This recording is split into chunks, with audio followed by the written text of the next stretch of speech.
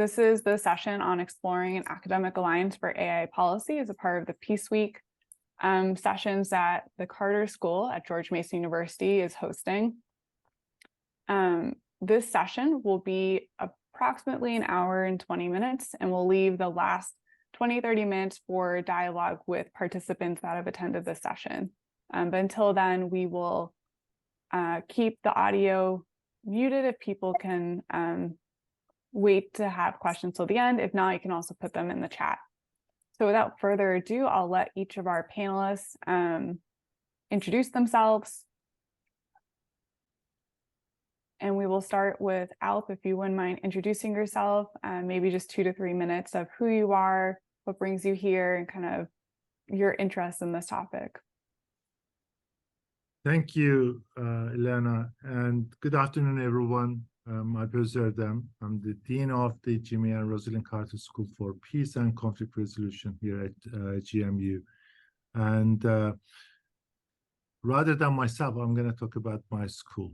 And that's, I think, is a lot more exciting. And so those who don't know about the Carter School much, we are the oldest conflict resolution school here in the US, and also the largest, and in terms of student numbers. And but what really makes our school unique is that our care for impact, that impact that we have at the community level and also at the policy level. So this has always been the case over the last 40 years and continue to be so. And I think that really comes from the peace studies and what peace studies is about, with this kind of normative aspect. It's not only scholarship and research, but they've been able to change things, in creating the chances of peace and conflict resolution. So the reason I really care about this panel, this subject, is very much because of that. Because with all the changes been taking place around us, with the geopolitical shifts, climate change, and all sorts of increases in the armed conflicts, and all the new challenges, we are facing a world that is becoming a lot more dangerous in many ways, and also really risky in terms of for the well-being of humanity. So we have a great chance as humanity to grapple with, and that is all the changes in technology and what technology can offer us. And I want to really hold on to those opportunities in terms of what technology and systems engineering and big data and AI could offer to us in peace and conflict resolution field, and how we can actually utilize them for conflict prevention and peace building. So for that end, for example, here at the Carter School, we have recently funded a peace lab called Peace Engineering, which very much focuses on that interface, on that nexus of engineering and peace building for the application of technology for conflict prevention and peace building. So what's happening with the AI policy development and our partnership with Hamid and other partners, I think it's so exciting that will lead us in terms of shaping this policy. And then I think this panel will be able to give us clear focus in terms of the direction and what the Carter School can do in that. So that's my 3 minutes, and also I'd like to welcome all other panelists, some of whom are good friends, old friends, and some new friends. So thank you. And Elena, thanks very much for inviting me. Yeah, of course. And our final panelists have also joined. So we are currently introducing ourselves for those that just joined, and then we're going to jump into the dialogue session and then leave questions for the end. So would either of the other panelists like to take 2 to 3 minutes to introduce themselves? I'd be happy to. Hello, everyone. My name is Hamid Ekbia. I come from Syracuse University, where I'm a professor, but also the director of a relatively new institute, which is called the Autonomous Systems Policy Institute. You can consider it as an AI policy institute for as far as I'm concerned. The idea here is to, as the name implies, is basically to contribute to the regulation of AI and autonomous system technologies, you know, through policy interventions, but from a very well-rounded and multidisciplinary perspective. So when I say policy, it's not just policy studies. It includes, the perspectives of engineers, social scientists, humanists, artists, you name it. And that's what we are really trying to do at Syracuse. The idea of this alliance actually came up in a conversation with some of the participants on this panel for some other purpose. We were meeting, and then I had been thinking about this, and then I mentioned the idea, and there seemed to be interest in it, and that encouraged me to pursue this further. And as I'm sure I hoped to get a chance to go into more details later, but essentially the purpose was, the idea is, to create an academic alliance for AI policy with the participation of colleagues and researchers and thinkers, intellectuals from across the board. When I say across the board, I mean both from disciplinary perspective, but also geographically from different parts of the country, and furthermore, in different tiers of academic institutions, not just the R1 institutes, but also smaller institutions who I'm sure have things to contribute. So that's how this came about, and this is where we are now. I'll have more to say later on, during the hour, but I want to thank Elana and the Carter School and Dean Alp for organizing this. I'm very happy to be here. Thank you. And then Ziad or Branka, would either of you like to go next? I'll jump in real quickly, and then I'll be quick. Hi, everyone. My name is Ziad Achkar, a very, very recent PhD graduate from the Carter School. So it's always great to be back at the institution that was home for many years. And I'm very excited about this particular panel. I've spent all my career both in academia or working supporting humanitarian organizations and conflict monitoring organizations use technology for their work. And use and apply technologies in many different ways for supporting operations, delivering aid, but also studying the impact of technology has on the work that organizations do. Particularly my big interest has been in data responsibility and data governance. How do we apply technology in a safe, ethical way?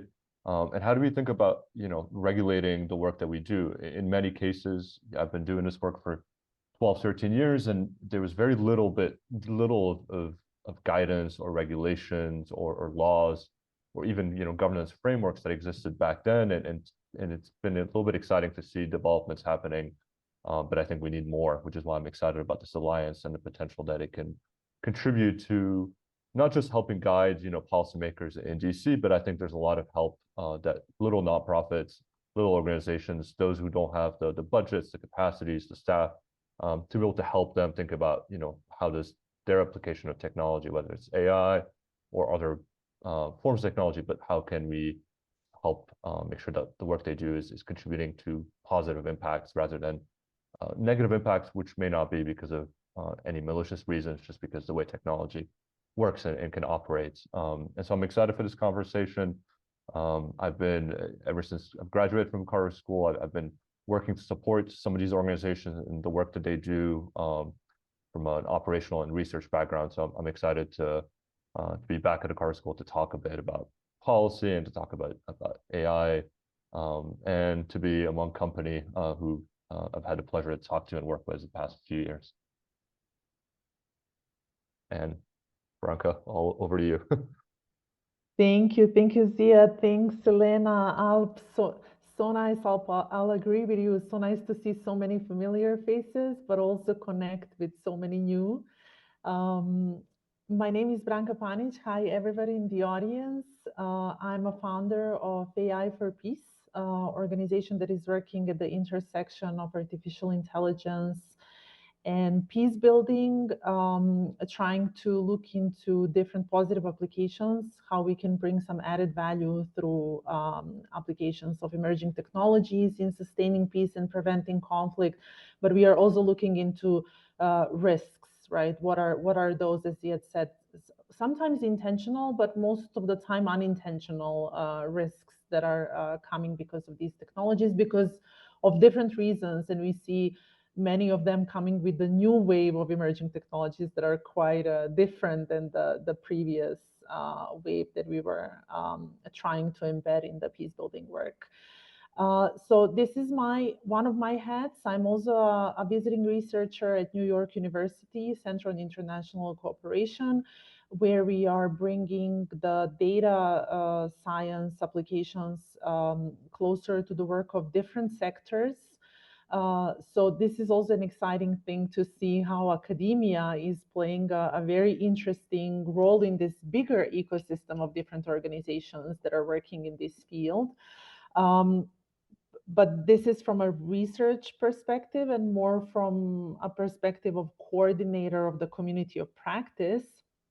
And then I may be bringing another dimension to this conversation, which is the one from my third hat, which is I recently joined the University of North Carolina as a professor of practice. For the first time, actually teaching the Peace Builders students, master's students, how to catch up with the developments in peace tech and maybe enhance their work in the peace building with some of the new technologies, which is another interesting field and conversation I hope we will have, because I assume there may be a lot of students in the audience as well. So just looking at this conversation from this angle as well, I think is super interesting, especially now adding this level of conversation with the alliance that you are creating, that I'm really excited about, because this was a sort of a gap that was out there that you recognized and created a new initiative. And I'm really looking forward to talk more about that and to see in which direction this will go. So I'm excited to be here and to engage in further conversation. That's great. Also, congratulations on the role. That's very exciting. I'm looking forward to hearing about that more later on as well. So I'm Elana Sokol. I'm a PhD candidate. I'm focusing on smart city development between the public and private sector, specifically looking at data governance and digital diplomacy.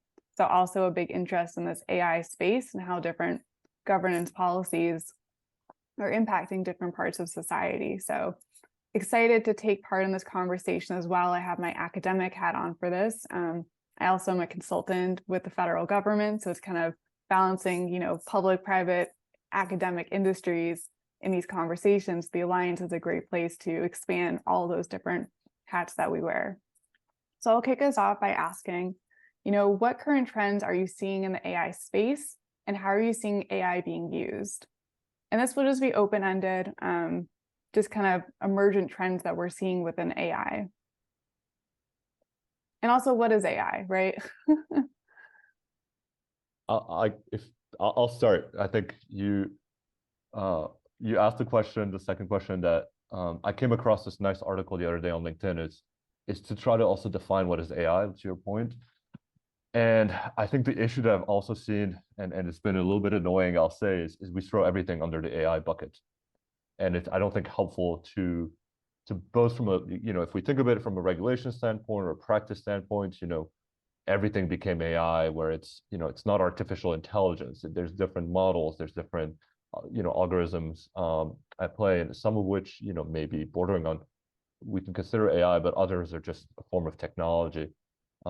and I'll find, I saved that, it was a nice little graph.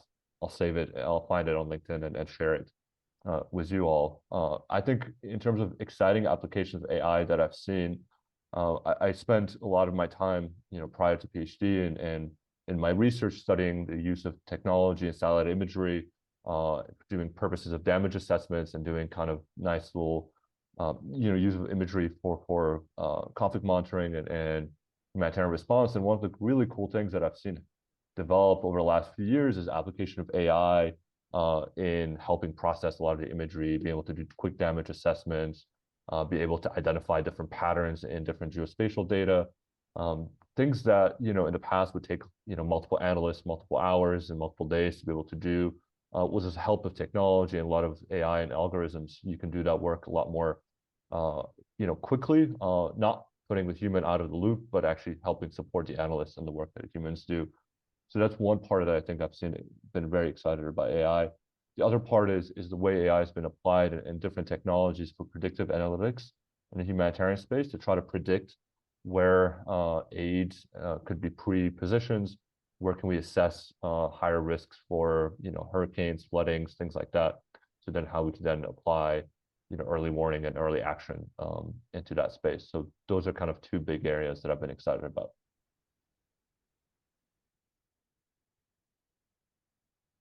If I may, I think the answer to that question of what is AI is very hard to answer because of partly or largely because of what Ziad just said. But I tend to think of to answer that question in terms of the term that Heidegger used as projecting, and there's no good translation in English, Outwerfung, but essentially what this suggests is that this is a kind of projection, throw us into the future, like many other similar projects in human history. So the most recent one that I can think of is maybe steam engines, which and steam technology. When it came about, everybody wanted to do something with it. That's as close as one could get to a definition of AI, as close as I could get. Otherwise, it's not a monolith. It's a heterogeneous set of practices, techniques, and ideas, even and dreams and imaginaries, you name it. So that's where we stand with the term itself and with the practice itself. To make this manageable, of course, we have to look at the different domains of application, and Ziad just gave us a couple. I think the area that I find most promising is in healthcare and medicine and drug discovery. I think these are the areas which are actually where AI has already shown great potential. As opposed to what? As opposed to the more social and human arenas of life that have to do with human behavior and so on. Those are the areas where AI maybe has had mixed impacts, mixed effects. Most of it, in my judgment, is negative in the sense of just putting things as machine learning systems do in buckets, pigeonholing people and practices and ideas in ways that are not always warranted. So I think that's how I feel about AI at this point. Just to add what Ziad and Hamid said, what I'm really excited about AI is perhaps its future application in peace processes, especially in asymmetrical conflicts and peace process, because as we know, it's all about information in such processes. And in the past, we've seen so many examples of that, and we make the assumption in conflict resolution that the parties to conflict have similar access to resources and information. We assume them they are like two kind of like parties at the negotiations, right? But in reality, many conflicts, one party may have a lot less resources and information to really kind of conduct negotiations in a meaningful way, right? So I think AI and the application of technology could really create a more equal playing field for the parties, and can really change the way we undertake even peace processes. So my colleagues are talking about more direct application, but I'm kind of thinking, like AI, would that be kind of a space for that as a kind of role of mediator, arbitrator, like, more neutrality? Are these some of the kind of areas that we can explore for the future of AI and its application in conflict resolution?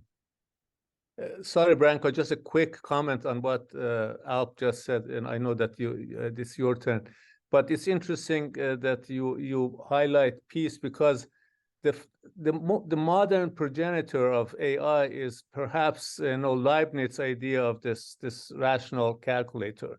And guess what? Leibniz imagined and essentially built this during almost at the end of the 30-year war, to the same end that you are talking about. That is, he was so disappointed in human capacity, to come to meaningful resolution of the conflict, that he wanted to create this machine. And the idea was that you put this machine in the middle of on the table, and then we sit around it and say, "Give us the truth.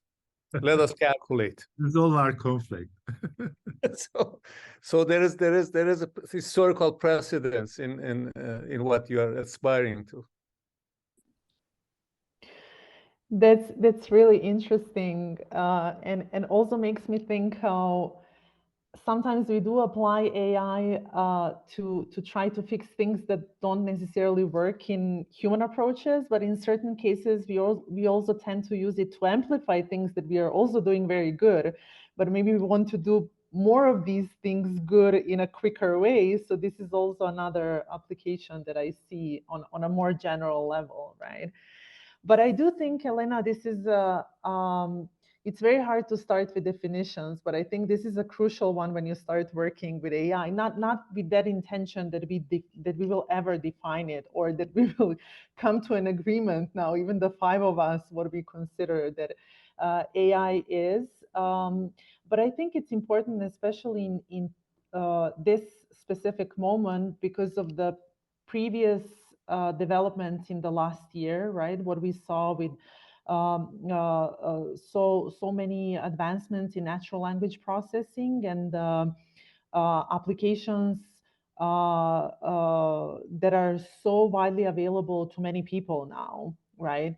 And the conversation that motivated in the direction as well of superintelligence or artificial general intelligence. So even in that sense, I think it's important just to clarify that we are not working like I'm doing this with AI for peace, because there are some circles out there that are very worried about the future of human race because of potential development of artificial general intelligence, like OpenAI. That's their mission and vision as well. And look what they produced in the last year. It's quite revolutionary. So people, for a reason, started worried, and they started bringing this conversation. For a reason, I don't want to say it's for a reason. That's we can discuss this, but you could see the discussion coming to the place as well. Okay, are we worried now because of artificial general intelligence?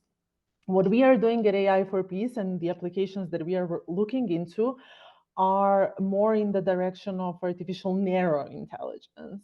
And this is maybe this definition that I would like to propose, and how we are looking into AI at AI for Peace, with this recognition that there is no single definition, but we define AI as an ability of a machine to perform cognitive functions we associate with human beings.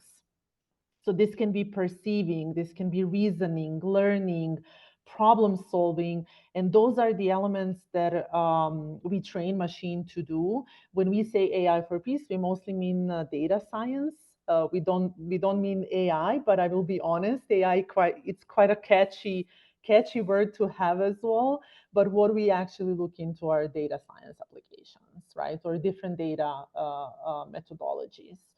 And then maybe, I don't know, Ziad mentioned so many amazing examples, and they're in a humanitarian sector, they're very connected to the things that we do in peace building.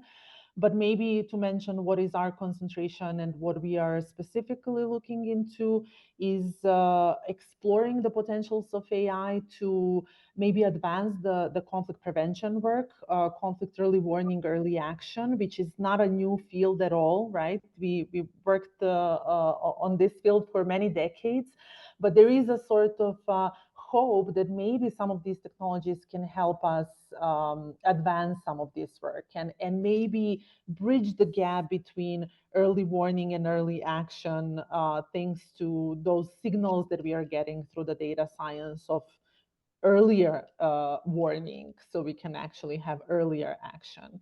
The second one is AI and hate speech, and especially looking into connections of hate speech online and offline violence and crimes, and how we can use the emerging technologies to catch up the instances of online, because the content, online content that we are producing on a daily basis today is such a vast, there is such a vast amount of this content, unfortunately, hate speech, misinformation, and disinformation as well, that it's becoming obvious that people not only will not be able to do this manually, it's simply too much information out there for us to catch every instance of hate speech.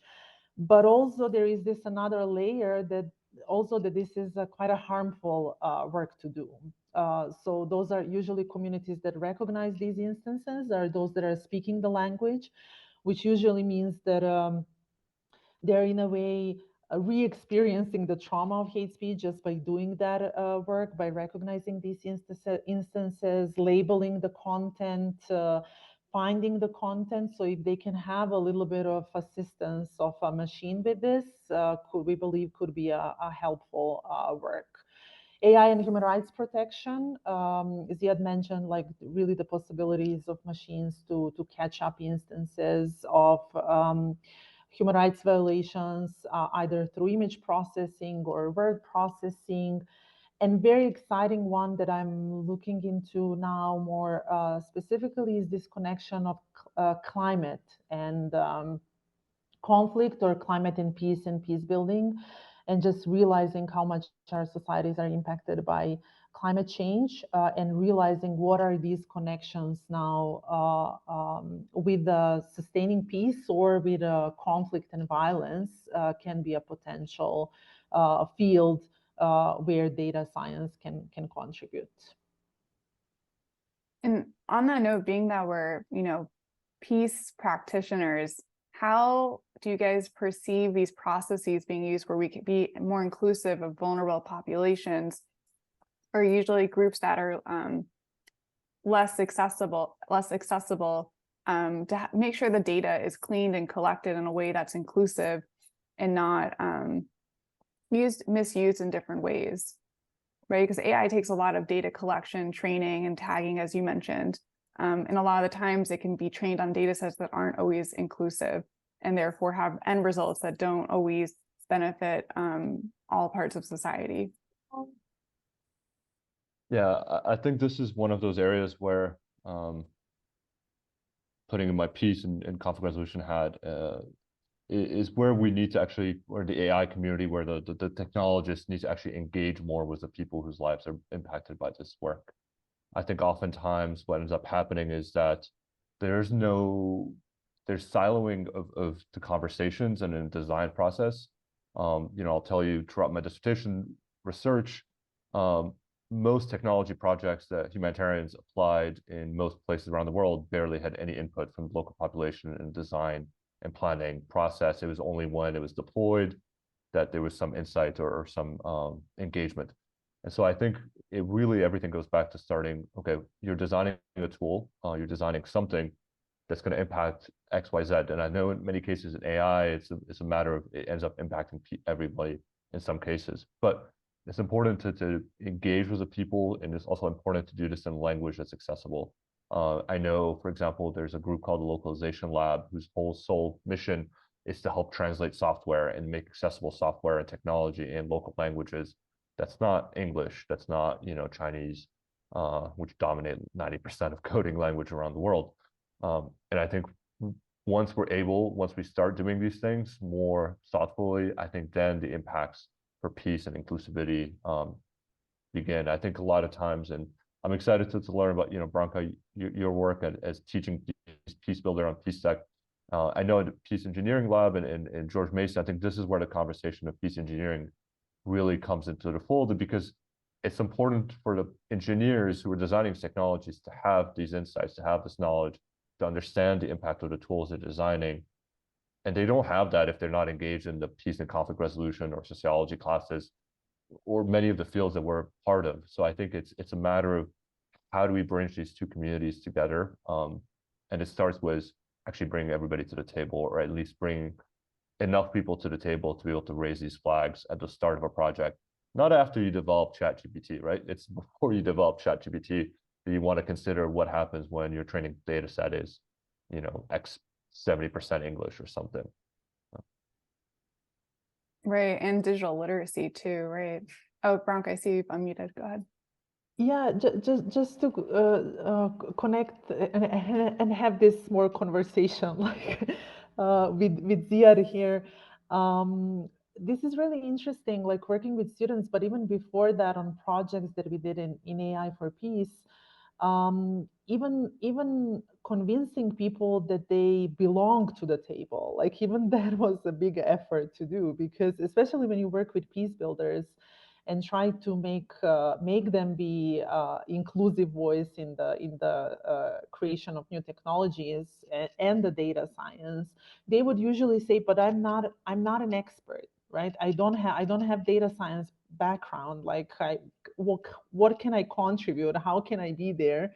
So even doing this work of demystifying what AI actually is, and convincing people that this does not only mean and includes the data engineer element of the work, that's only one portion of the entire data science project, and explaining to people that yes, their even lived expertise or work expertise is needed in these projects, right? You cannot work any data science project before understanding what is the problem you are trying to solve, and understanding what are the deep causes of problems that you are trying to solve. And nobody can do that better than the peace builders themselves or populations who are living, like Elena, going back to your question on inclusivity, how to make this inclusive processes. I think that we did go a long path. Like when you look 5 years ago, there was not this recognition that these voices are actually crucial to the conversation. Now we see this change, like 5 years after, realizing that data science projects are not only for big tech companies or private companies or big governments who have resources to do this, right? This is now for everybody. And this is this exciting a moment that I think, and you recognize this well, right? Using this momentum to actually create a proper change and to get all of these voices on board. In some of the cases, this is the last thing I will say, and I can talk about this forever. In some cases, it's quite challenging as well, and Ziad can talk more about this. Like some contexts are so difficult to reach to, right? Some contexts, not only in terms of connectivity or in terms of security situations, like how do you go in war zones, right? You don't have a real access. How will you provide an inclusivity and voices of these people if you cannot even enter this area? But in different ways as well. Like I worked on a project of predicting the probability of famine happening in conflict areas with a fragility, conflict, and violence unit at the World Bank. This is a completely different level of humanitarian emergency, right? You cannot really bring the voices of people who are dying from famine. They're in urgent need of certain help and humanitarian assistance. So this in this in these contexts, you need to think differently about the inclusion and really make sure how do you provide this help that is needed in a timely manner. But absolutely, I agree that this is a crucial inclusivity, and many other ethics standards are crucial in achieving this work. I very much agree with the sentiments in these way of thinking, of inclusivity and participatory approaches to technology design and so on. So I'm with you on all of that. I just want to add a couple of points about the challenges that we face, because ultimately there is an economics and politics to all of this. And this is a peace panel, so I'm not going to use the word fight, but instead I'm going to use the word struggle. There's going to be an uphill struggle against the entrenched interests and powers that are not going to easily open the way for meaningful participation and so on. So we want to be very, very cautious and careful in terms of how, not that we have that we should, but how we are going to to implement these kinds of ideas. What mechanisms should be in place in order to allow people to participate? I'm a student in this way of Bourdieu, who remember he said in the Pascalian meditations that social scientists go and survey people and ask them questions that are way above their head. And he didn't mean to diminish people. I don't think that he was one of the such a social scientist. What he was trying to alert was this notion that there's so much that we can expect from the person. The alternative, of course, is not attractive. I'm not advocating for elitism and reading things to the experts and technologists and so on. But I'm trying to following that kind of insight, trying to highlight the challenges that we face in really being inclusive. So literacy comes up, of course, as a solution. First let's educate people, but educate to what end, to what with what tools and so on. Those also pose their own challenges. So that's all that I really with you. I have no qualms about inclusivity whatsoever. But I just wanted to flag this, that for us to think collectively in terms of the realistic possibilities that are out there. Yeah. I'll let Alp go, and then I can jump back. If you want to follow up, that's perfectly fine, Ziad. Yeah. I think, Hamid, I'm with you as well. I think about this a lot. I spent some time doing some research on corporate digital responsibility and trying to understand, what is the role of industry in all of this. And I came, and I got a little bit more depressed as I was looking into it and looking into, the history of obviously corporate social responsibility and now this corporate digital responsibility. There is some promises in industry, like, industry can self-regulate. They can build standards. They can build, common operating procedures. They can do a lot of great things. But not when it comes, to your point, not when it comes down to, their bottom line. And so the challenge is how to get industry in many cases, because it's going to be faster than government, to do those things in a way that they would want to do those things. Does it take, a champion in Google or a champion in Microsoft or Apple to push for privacy in some cases? How do we find those big organizations or medium organizations that you can kind of leverage to get momentum within the industry to help push for all these things that we're talking about? It's not going to be easy, and CEOs come and go, but the challenge will be, how do you get the industry to want to do this? And if I had the answer, I would be sitting on a beach somewhere retired at this point. You are too young to retire. If I come in here, Elana, just to add what my fellow panelists said, I agree with their take on the inclusivity, especially with the kind of development of the technology. I think my reflection is more about the use of technology in areas affected by armed conflict, and there my 2 cents is that obviously the global aid governance and peace processes are affected by deep cleavages of power relations. So on the one hand, with kind of like without inclusivity in the application of technology, I have worries, in terms of how this kind of really distort these power relations even further, because we are talking about a really, kind of an unfair game in many ways. The kind of the relations are very much based on the kind of like the funding and the donor, and from donor to community, this is a very hierarchical system and everything. So who will own that technology, and what that will mean, I think it worries me. And at the same time, with that, they kind of like, would that mean that the kind of further privatization of the humanitarian space, right? They kind of like, because of technology and owning that technology.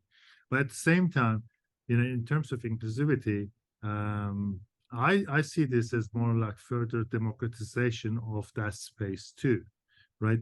Even in kind of like the most severe areas affected by armed conflict, humanitarian crisis, people still, in many environments, they still have some sort of phone that can give them access to technology, right? And like as simple as needs assessment, like Hamid's example, like, this tends to be done by surveys, and always there's an intermediary. There's a kind of an organization asking questions, and often, like people don't even know what's going on. We can use technology really creatively for doing all this work in a different way, and people would have direct access to participate. So I think right now, perhaps this may be your next question, so I don't want to preempt, but this whole idea, the issue of fear of the AI and what AI might do, all this kind of like the narratives about like, AI will kind of take over. I want to come to that because, on that point, I think I'm very pro AI. I think AI is something that we should nourish further. That doesn't mean that's free for all, but the starting point for policy making shouldn't be fear. I think it should be really seeing the ways of enabling AI for our needs. And I think those two approaches are different. That actually does transition to my next question, so thank you. But it was around trust and accountability, right? How do we, as the private sector and public sector and other sectors have these tensions, and there's the race to develop AI, how are we thinking about trust and accountability? And also, in addition to that, why should, academia be involved in the policy making? Sorry, it's like a two-part question, but we can, discuss it as a group. I can start with the first one and then connect this with Alp and your comments. Like, I think that fear comes partially or maybe even totally from the fact that technology sector was always faster than the policymaking sector, right? And regulatory sector. And then unfortunately, so many negative examples are already out there. And this is what creates fear. One thing that creates fear, I agree. The other thing can be this layer of not knowing at all what this technology is about. And unfortunately, this is what we saw in the previous couple of years as well, catching up, taking one example, one negative example, and generalizing to all other fields, which I think is really, really damaging to the entire humanity at the end. Because if we generalize one single example to all of the applications that have nothing to do with that specific application of a data project, I think we are all losing. We are also losing if you don't understand the real nature of a certain technology. So it's like there are so many layers out there. And I do think that at this specific moment, like looking into Europe, for example, and Alpa, I would love your opinion on this as well, like looking into how Europe is trying to regulating, like with adoption of, or discussions currently with the EU AI Act, and understanding both dimensions, right? All of the risks that are out there, looking at all of the harms that already were created by some of these technologies. But then you hear voices of organizations, especially like open source technologies like Hugging Face, for example, which was such a huge enabler of so much of the data science work with low resources, right? Because it's an open source. It's becoming so vocal now, trying to signal to the EU, guys, if you adopt this specific article, you will suffocate our ability to do this work. And with this, Elena, they will suffocate the work of academia as well, because academia often cannot, maybe Harvard's and Stanford's can afford a lot of resources for a certain data science project, but a lot of other institutions are doing this thanks to open resources out there. And not even to mention civil society, like, and the government. It's not that a specific sector is necessarily or having more resources. Like I work in Global South, and some of the governments, you know that very well. I mean, some of the big tech companies are richer and bigger than some of the governments in the Global South. So all of this it's so complicated, and that's why I'm also grateful that you organized this conversation, and we'll start this center, because we need to bring more clarity to all of these nuances and to understand what are the consequences of the things we are doing. And this is also connected with the trust, Elena, as well. If we lose trust, and we are pretty much in that, going into that direction now. Again, as I already said, I think we will lose a lot. But again, we do need accountability as well. And Ziad, you mentioned, I think a couple of minutes ago, if companies can self-regulate themselves, and there are a lot of efforts from some of them, right, to self-adopt these ethical principles and practices. But ultimately, their business model is their business model, right? Their profit above people is profit above people. And the only way to have this accountability to people is actually through policy making, I think, and through regulation. Which is also a tricky part in some of the countries, if we have malicious governments that are misusing the regulation to suffocate some of the innovation and human rights voices and so on. But this is maybe opening a completely another topic for another discussion. Correct. So if I may take it from here about that second question, why should academics be involved, which is the main kind of thrust behind this panel. Let me preface by saying that the fear-driven conversations are brought to us by the same people who have brought the whole other mess oftentimes, whether they are academics, unfortunately, or Silicon Valley industry and big corporations and so on. So I for one, I'm not going to trust them with their prognosis, and they have already proven to be wrong. Just the warning 6 months ago, it's now 7 months now, that that humanity is going to come to the end if we don't stop AI now. Guess what happened? And now they are changing their tune again. And so that's, you don't have to agree with me, but I'm not going to trust that those people who have brought all of this mess here and now, want to take things under control. Now, in order to answer that question, why academics, I think let's ask a few other questions, because this is our cluster of questions that come together. First of all, why do we need regulation to begin with? I think everybody almost agrees now, but the reasons that they give are different. So some people talk about existential risk, which in my mind is, if I may say, nonsensical. Some other people find in AI solution to every problem that we have. I think that's also doesn't fly. But there's a middle ground of people who think about the practical, immediate risks of AI, which are kind of the legacies of existing socioeconomic structures. You know, that what AI does, as we talked about, you know, in that earlier panel, is to amplify and change and distort and so on and so forth. So that's why we need regulation. I think everybody now agrees about regulation. It's just that, you know, they have different notions of regulation depending on where they come, how to the conversation. What to regulate is another question.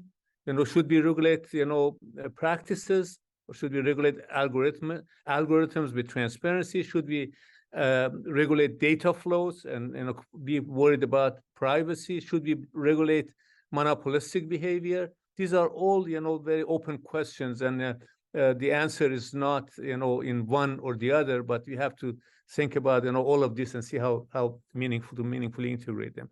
Who should regulate is another question. Right, you know, we just did a poll with Axios from Syracuse University, and just last week, and the results show that a large number of experts in AI believe that, you know, we need a new federal agency, for instance, because existing agencies are not capable of harnessing this. But there are other people who believe, and you know, there's some, you know, reasons to agree with them, that we have not done enough with the existing laws. You know, so FTC is the prominent example. Unfortunately, as many of you probably know, there's a lot of pressure for the current commissioner to be fired because she's trying to stop things, you know, the way major corporations want them to be with AI. But I think FTC has a role to play. Whether or not that's enough, that's another question that we have to discuss. Self-regulation, in my view, certainly is not going to work. This is just oftentimes window dressing. Whether or not third parties are going to be involved, should be involved, as, you know, for regulation other than federal agencies, that's another interesting question. And there's fortunately, there's, you know, initiatives in the government, in the federal government, to provide resources.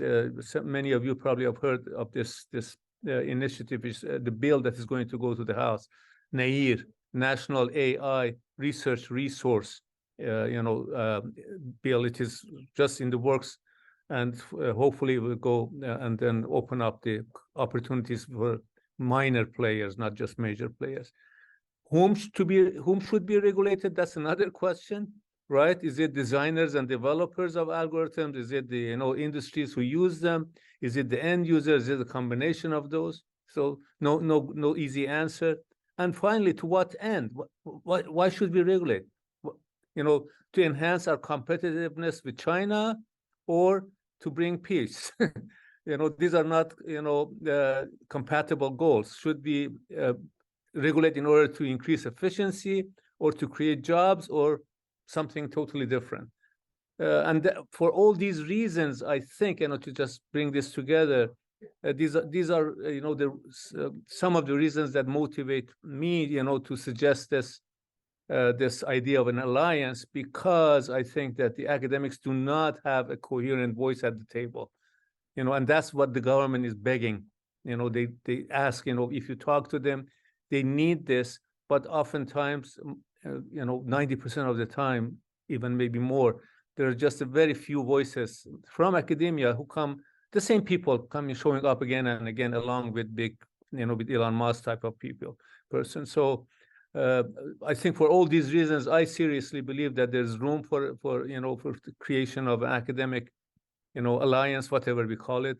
But I hope that my colleagues on the panel also agree with me. Yeah, I'll let everyone else kind of share their thoughts on why and how academia can be involved. And then, I mean, if you want to share kind of more about your upcoming event, that'd be great. Well, on the role of academia, I mean, Hamid has really given us an excellent overview of the challenge we are facing, and how academia play a role in that.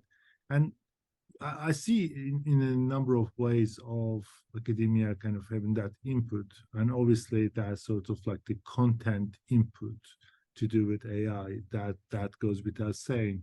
But also earlier on in our conversation, we mentioned the importance of trust, right? So there is a kind of a lack of trust or absence of trust or some sort of trust challenge that we are facing in this on this particular issue, right? So, I mean, this is also debatable, but academia is often is a more trustworthy actor in society, right? Hamid is smiling. I know why, but you know, in many circumstances, we are considered as a kind of a more neutral actor. So, you know, academia can perhaps play that mediator role in this, right? So, kind of like bring in different parties, because the picture is so complex. There are lots of stakeholders, there are lots of issues, there are lots of industries involved in this, right? So perhaps academia could play that role of facilitating this really hugely important kind of issue that we are facing, right? And make sense of it, right? And facilitating the whole process. I value that as much as that what academia can do in terms of content kind of input. And I think the other kind of way of engaging for academia is that kind of coupling with policymakers. So again, Hamid's example, right? That, you know, I didn't know that there's not much interest from academia in kind of like this kind of circus of debate. But, you know, imagine that the policymakers trying to make policy on a complex issue like this. Imagine them in the kind of boardrooms trying to understand what they are talking about, right? The implications of their decisions. I mean, this is just like, you know, we are talking about future here, not even today, right? So in that way, you know, wouldn't it be fantastic that there are actually kind of like the open pathways for academics engaging with policymakers in a more kind of like buddy system, so to speak, right? So that kind of advice capacity, but something structured, something that would be meaningful. These are really kind of like some suggestions, but I see, you know, academics to play a very clear role, because finding that balance will be so important. Like your point, Branka, like, you know, you can easily suffocate this field.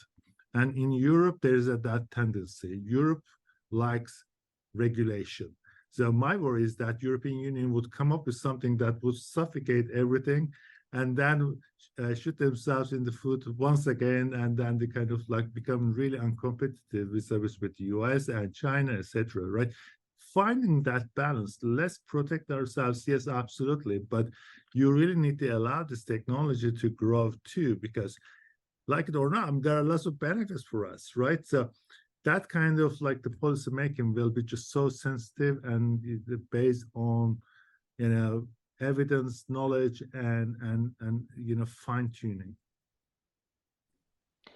Which is really interesting. If I may, Elena, just quickly connect on Alp's thoughts. Like looking into, and I'm absolutely not a GDPR expert, but looking into like a regulation that was very strong on the privacy protection.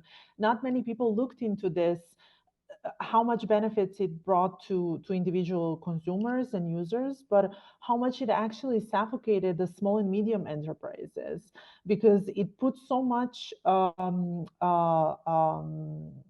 how can I say, the burden was such a big to comply to what GDPR was asking for, that basically only big tech companies were able to respond to this. So this is a sort of a lesson that is now being reshared in the policy circles, just to make sure that basically EU AI Act does not create the same effect and does not suffocate that positive work that is happening out there.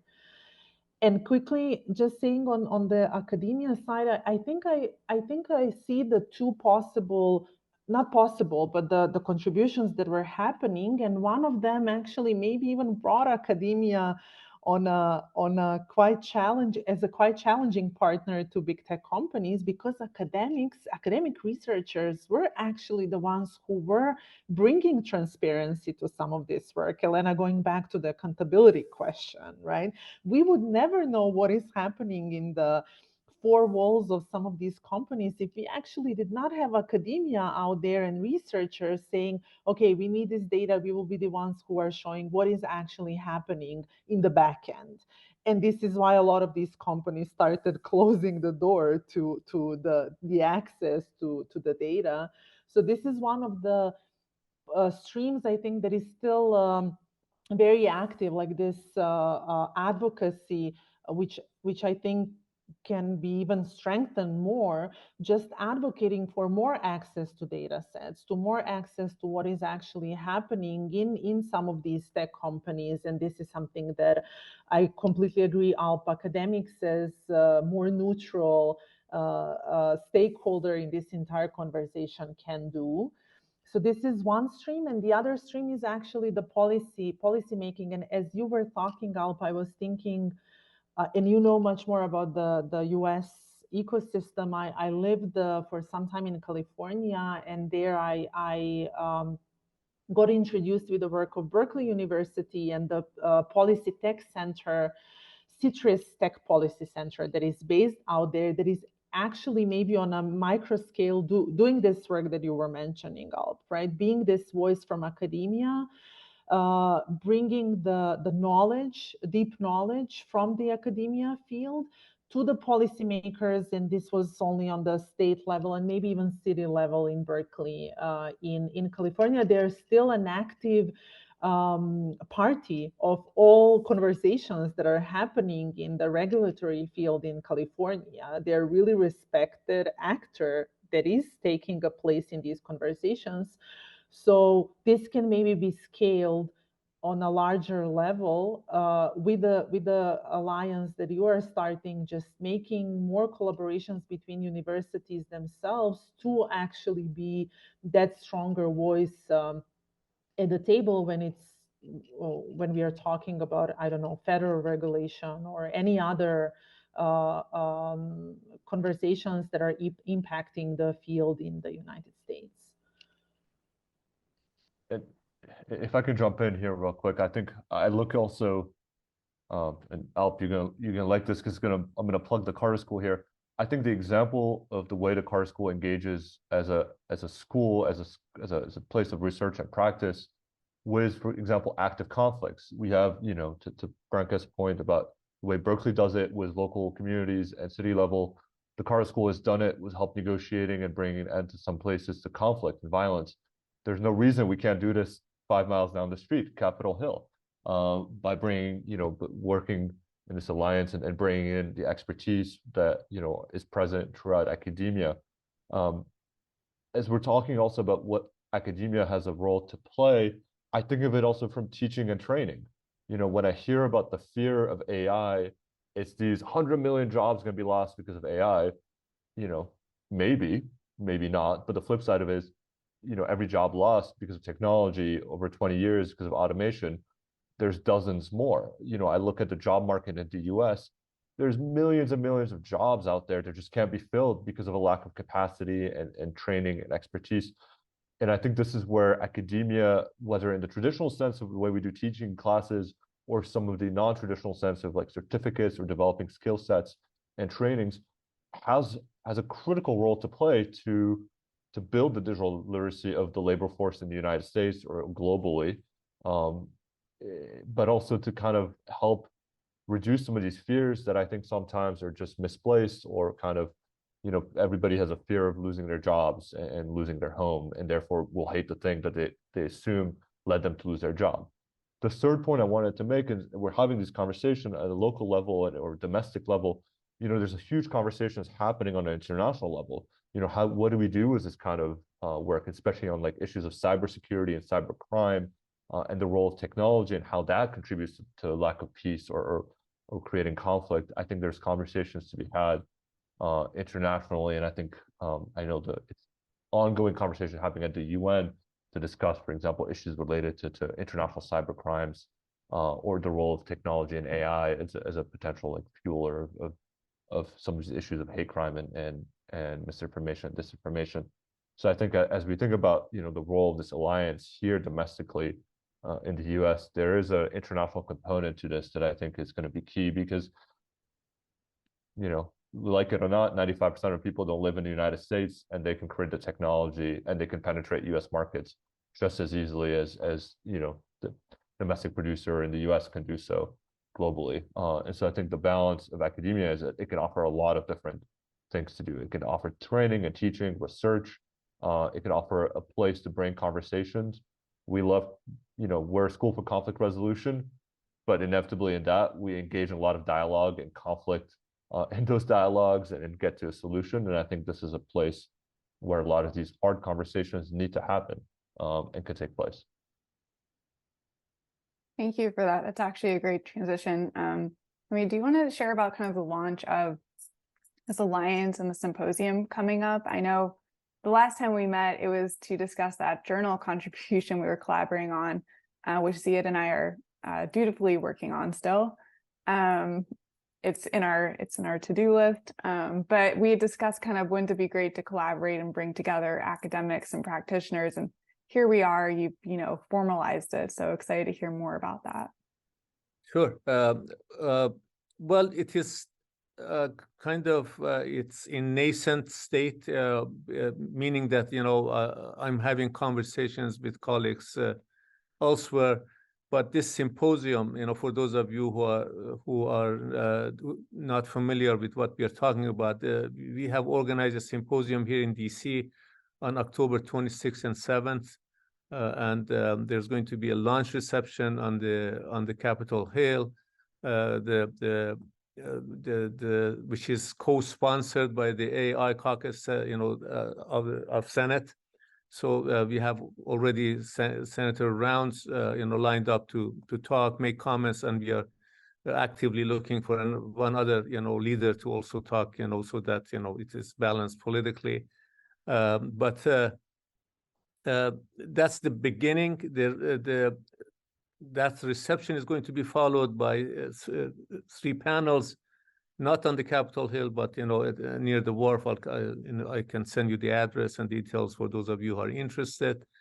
The idea is really, that the very end point of this symposium is meant for us to have a conversation in terms of how to create an academic alliance. This is an exercise in institution building, and as we all know, that's a tall order. It's not easy, especially with academics. We are all nice people, but we have our own views, and we are very much attached to them. And then, especially when you want to be, to have, people from different disciplines and so on, that becomes even more challenging. But I honestly am very optimistic for the simple reason that whoever I talk to, and just this morning was another example.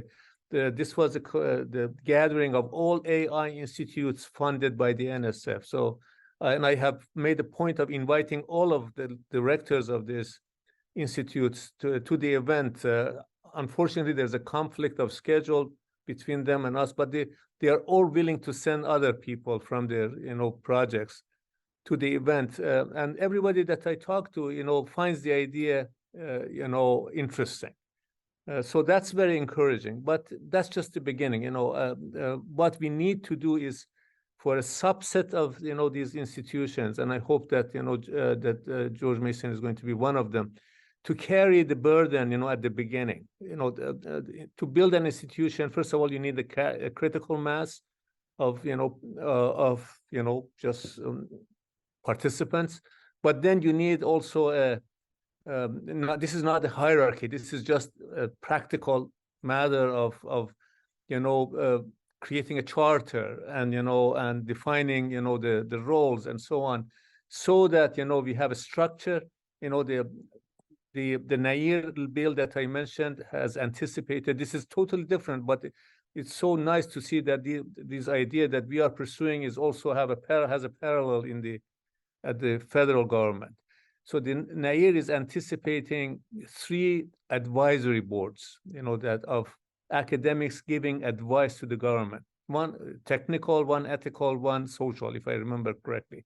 It's been a while since I last looked at this.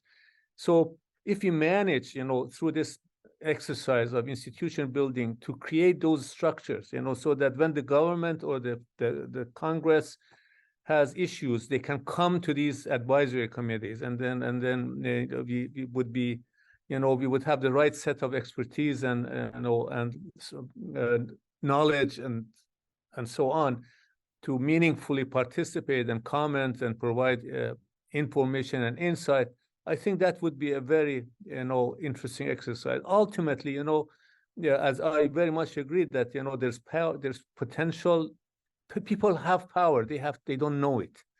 But people, I mean, not just academics, I mean, all the citizens whose data is nowadays used to train AI systems. Just that simple fact. If you tell people, let them understand how their data is used, and not only it is their old data, their ongoing data. That's another fact about AI that is lost in these conversations. AI is never going to be autonomous. Take my word for that. Because it is always, at least the way AI is built now, it's always going to rely on and need on our data, right?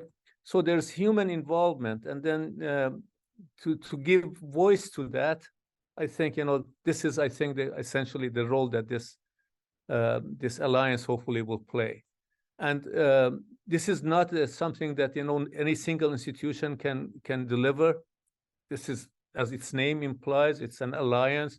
So I very much hope that, we can garner support from, enough, first of all, to get the critical mass. And that's almost happening already. But then also that commitment from the subset to carry this on, and pass it on to the, to the next group and so on and so forth. So that's the gist of the idea. And I need to recharge my battery, so just give me 1 second because the battery is dying on my computer. I'm listening though. Okay. No worries. Thank you. So we're actually going to pause the recording and allow participants to ask questions if they would like, engage with those who have attended. And if not, we will return 10 minutes to your day. But we thank everyone for attending, and we'll be staying on to answer questions if anyone in the audience has any. So thank you.